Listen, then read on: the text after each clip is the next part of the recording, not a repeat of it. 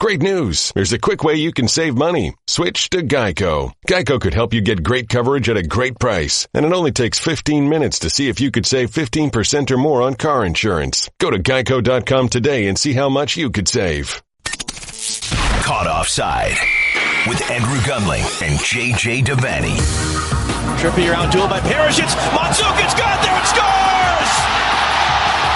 Mario Mandzukic! Croatia take the lead at extra time of the World Cup semifinal.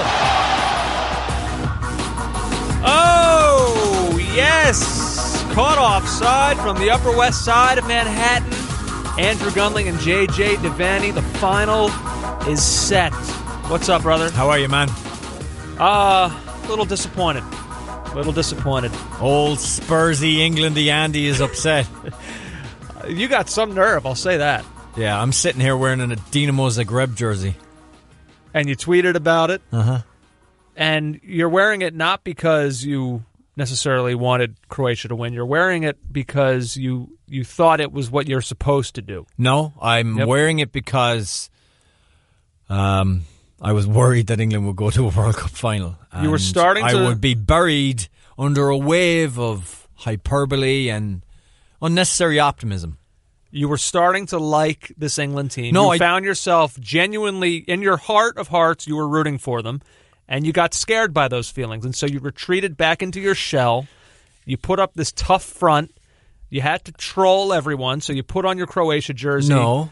Because it reminded you of a safer time, a happier time. No, there was a lot of think pieces back home in Ireland about why we should get behind the old enemy, as we call them, England. And some of them rang true. Like, we shouldn't certainly hold political bitterness, or that should not inform, the team we should shout for in the World Cup. But the other side to it is it's international football. And the very nature of international football is nationalistic rivalries. And to put aside a rivalry like England because, you know what, there isn't a Burke on it, like someone that I can really hate on this team, seems silly to me. And if we don't have national rivalries, the World Cup, we should just all meet up and with our 23 best players from every country and pick teams, mix them up and pick teams. But it's not like that. So I engaged in my inner Irishman, my inner Irish football fan. But that is what you had to do, though, because you found yourself like genuinely rooting for England. And so you needed to kind of smack yourself across the face and say, no, it doesn't work like this. I need to hate them. No, me and you have had fun with the memes. It's coming home from that we did in the pod yesterday. It seems so long ago now in our lives.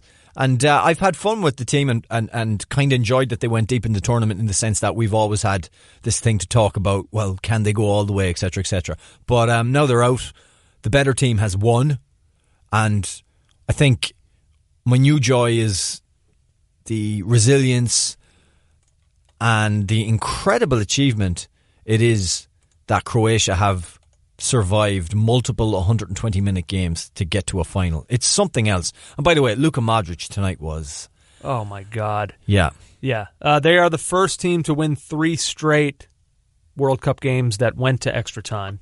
It's an incredible They achievement. are men of steel. It's absolutely incredible. And to that first 25 minutes of the game today, they look leggy. They couldn't string 3 passes together. They were slashing at the ball. And honestly, England looked like, not that they would just win, but they would win maybe 2-0 and be very, very comfortable. There were moments in this game, in watching it, where you did kind of think, that could come back to bite them. Like, yes. I thought that about certainly Harry Kane's chance in the first half. Which was as weird a chance as you'll see. Kind of the double chance where the first attempt was saved, he got it back, and then from what would have been a really difficult angle to score from, he just couldn't quite knock it in. Subasic made a second save. He hit the post and it came back onto Subasic and looped up over. Yeah.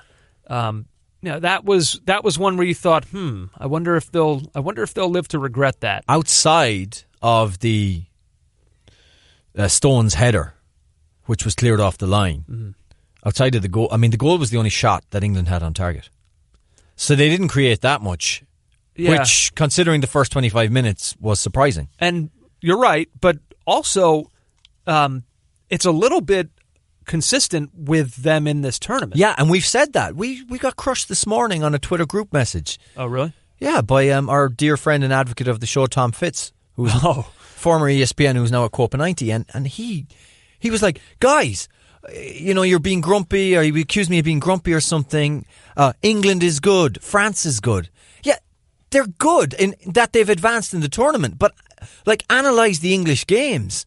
Well, this is how they've been. I thought he was referring more to the stuff that you said on the last podcast about France. Right. But keeping it to England, yes, no, they are good. They just got to a semifinal. They beat Colombia. So they're, and they beat Sweden. I don't want to overlook that. Sweden were very good in this tournament too. So England are good. But this performance tonight was in keeping with what we saw and the concerns we had. What question did we ask David Priest? Or I think it was me that asked it. Are you worried that they don't really create many chances from open play? I know. And the thing that annoyed me tonight, they haven't created that many chances from open play. The goal that they scored, once again, was not from open play. It was the free kick, a brilliant free kick from Kieran Trippier. But when they found themselves in positions where maybe it could lead to an opportunity, and they just found new and interesting ways to blow it. A ball falls to Raheem Sterling. Croatia, sloppy in the backs. Kind of a sloppy pass from Subasic. That's right. They're reckless with it. It falls right to Sterling. Look, Harry Kane is clearly 4 yards offside. Everyone can see it. Why is Raheem Sterling making that pass? Recognize it. Take the shot yourself. Do something yourself. It wasn't just Sterling. It was Lingard. It was a really good move by England. One of their few. It opens up on the left-hand side, and I think it was Sterling or Kane squared it to Lingard. And he's all the time in the world to hit the target. Puts it a mile wide.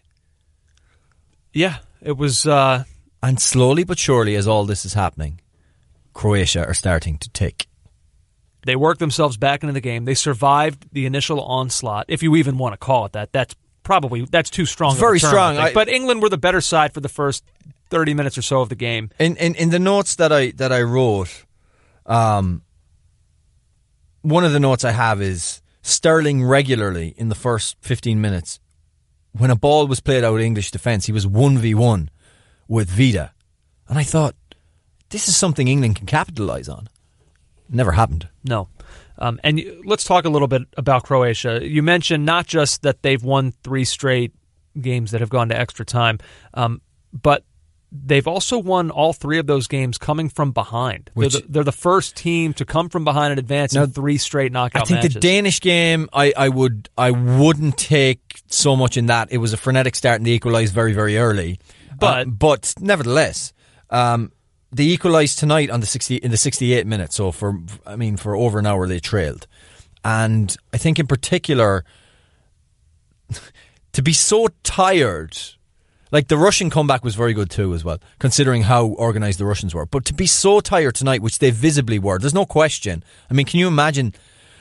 There was a picture at the end where it was, I think, Vida and Subotic were lying on the grass, and it was almost like 2 people in a bed. They were just looking up and talking to each other, and pure exhaustion. And when Modric was taken off, I've never seen any player so spent in all my life.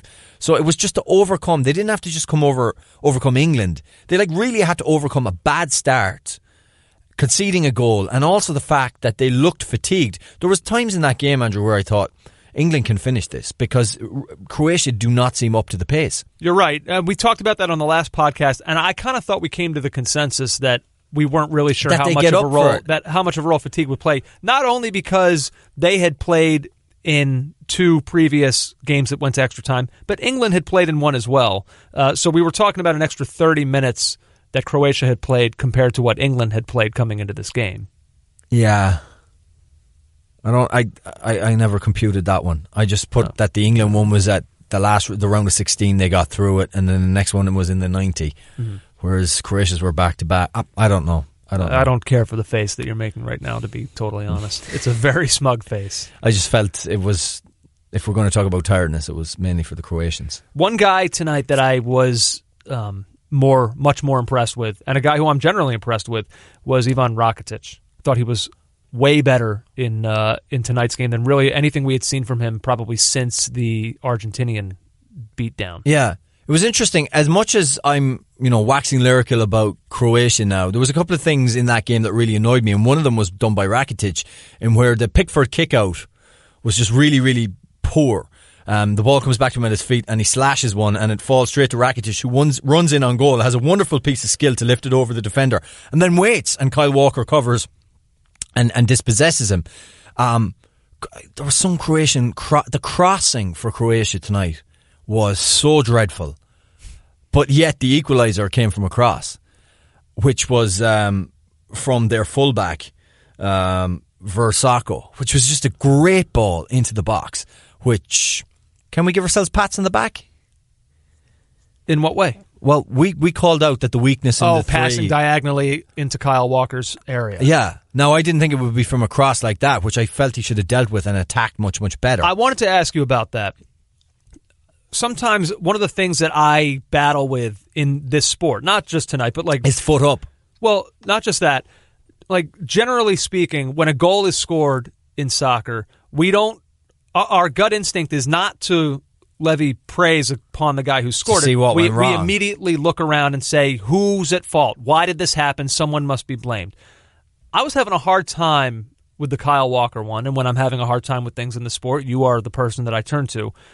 Is that a great goal from Mario Mandzukic, or did Kyle Walker completely blow that? The winning goal? Yeah. Couple of things happen. No, not the winning goal. I'm sorry. No, the Perisic goal. Yeah, when Walker... Yeah, that was in the one in the... The equaliser. Yes. The cross... Walker goes down, looks like he's getting ready to head it, and Perisic comes nips in front with of his him. Foot up and gets to it first. I think it's a great goal. I think Walker's got to do better, but the cross is perfect. I mean, on the night, Andrew, Versako and Strinic, Walker's most touches of the ball was Strinic hitting him with it. Like, it was incredible. That was a horrible stretch for Kyle Walker. 2 minutes before the goal, he gets drilled in the... the gonads, yeah. Looked like it. Yeah, definitely. But he's not attacked that ball properly, I feel. I think he's got to get in front and actually go with it at his foot. He seems to be... I don't see why he's ducking. If it's low enough for Perisic to nip in front, I think he can go at it with his left foot. Now, we'll get to Kyle Walker not using his foot properly again on the winning goal, which I have a huge amount of blame for him on Mandzukic's winner. Okay. But I want to... In a game of little quality in terms of getting good crosses into the box, I want to give Versako the credit for putting it in right where he did. And Perisic's finish was really good. That's the outside of his left boot nipping in front of Walker. It's a brilliant goal. Yeah, and then he nearly scored just moments later, hitting the post. And it falls back to Rebic, who, bottles the finish then.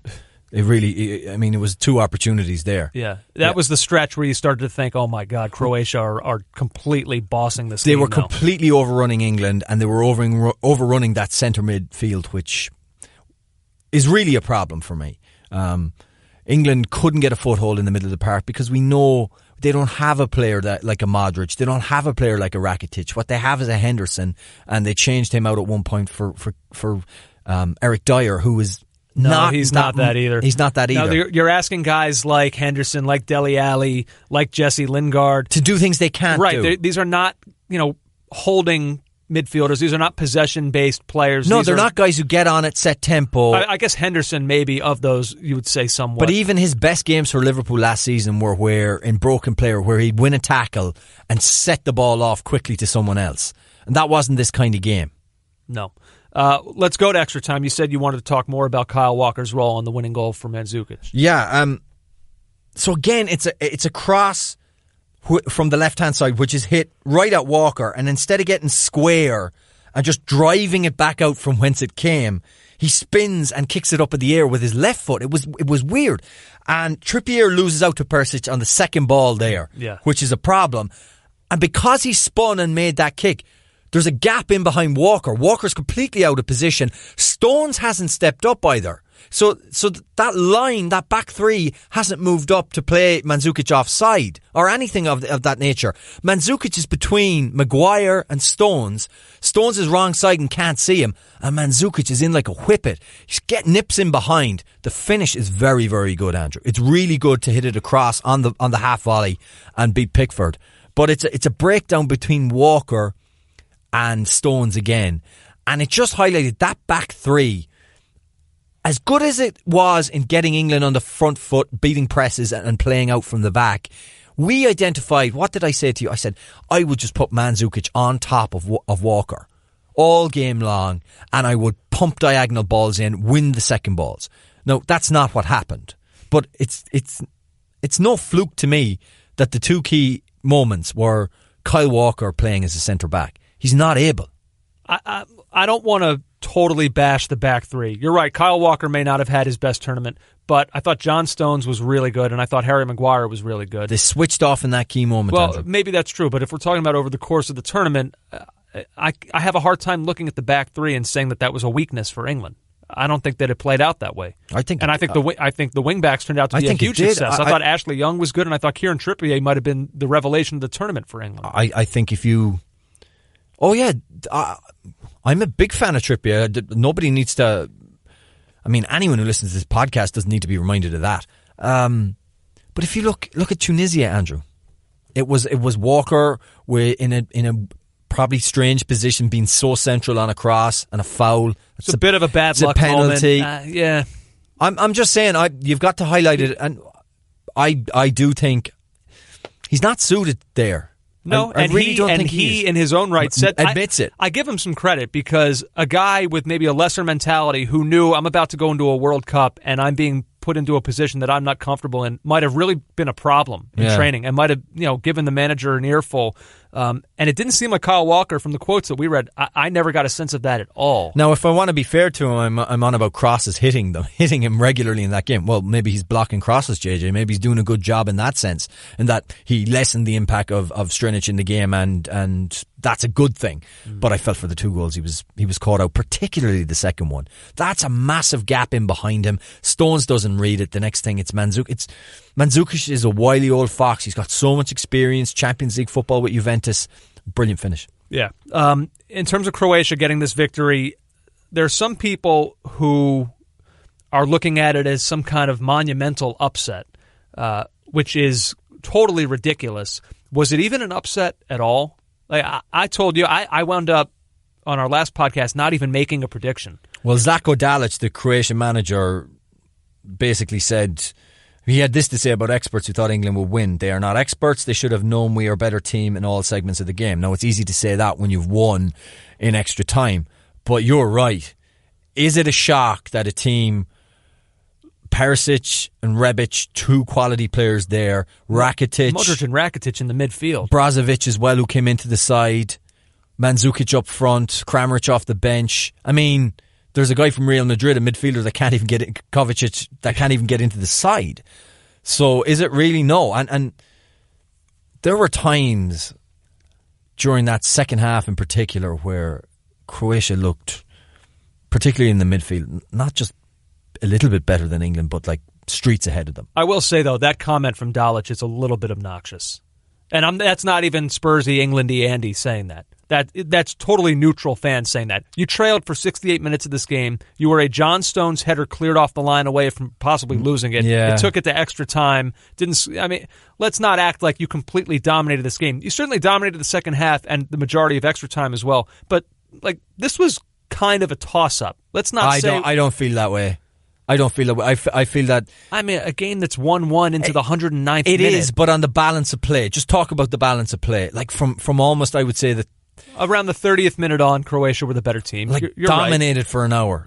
And created really good chances. There was one moment right at the end, I believe, of ordinary time where I can't remember who it was going in on the right-hand side, and he blasted into the side net when Kramaric or Perisic was in the centre and he didn't square the ball. And I was raging because that could have been that. I felt Croatia dominated the game for the most part. I really do. I don't know if about the entirety of the game, but that comment from Zlatko Dalic just feels it feels a little hindsighty, a little too. Well, strong England to were me. dangerous. That's kind of a kicking them while they're down comment. England were dangerous from the things that we expect them to be dangerous from. There was that late Kane header in ordinary time where, I mean, he's completely whiffed on that if you can whiff on a header. There was also the Stones header, which was the one cleared off the line. Yeah, which was from a set piece. Those are the things we expect England to be good at. Yeah. Let's see. We'll talk with Dan Thomas coming up in a few moments to get more of his thoughts on England. I'm sure he's probably a little bummed, but he was nice enough to agree to come on, so I look forward to hearing from him. But first, I guess, general thoughts from you and I to kind of wrap up this run for England, because this was a weird tournament for them. It's going to be remembered fondly, I think. Actually, you know what? I don't know.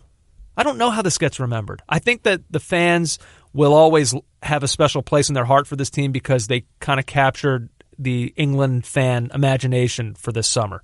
And they went on a run longer than what a lot of people had expected it to be. But I don't know if the lasting memory of this is successful tournament run. I really think deep down inside, England fans may say that, but I really think their true feelings are going to be, we just got to a semifinal and Croatia was the opponent. And I'm not trying to take anything away from Croatia. They're really good, but they're not Germany, Brazil, France. It feels a little bit like missed opportunity to me. Here's how I look at it. If you look at the run of teams, it does feel like missed opportunity for sure. Tunisia, Panama, Belgium B, Colombia minus James Rodriguez, and then Sweden, who didn't show up really. I think they'd spent everything. If you analyse it like that in the cold light of day, it doesn't feel good. But what does feel good is like breaking the hoodoo on penalties.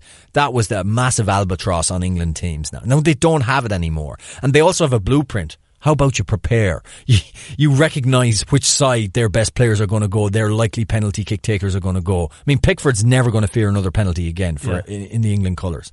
I think there was a couple of individual performances that you look back on. Pickford, Maguire, Trippier, guys like that, you're going to look at them and you're going to feel very, very good about this team going forward in terms of what they can bring to it. And also, they are quintessential English lads, northern boys, and just guys that kind of came up at Barnsley and places that are the lifeblood of the English game. They're not academy lads. Do you know what I mean? They're not these greenhouse talents that come through. They're much more organic, like in the way we used to remember the great players coming through. And I think that gave a sense of... Well, I think that's why the country connected with this team on the level that they did. Kane, too, to a certain extent. I mean, a guy who was on loan after loan after loan, nothing was ever really expected of him. Like I said before in the podcast, I think about the Millwall fans that would have...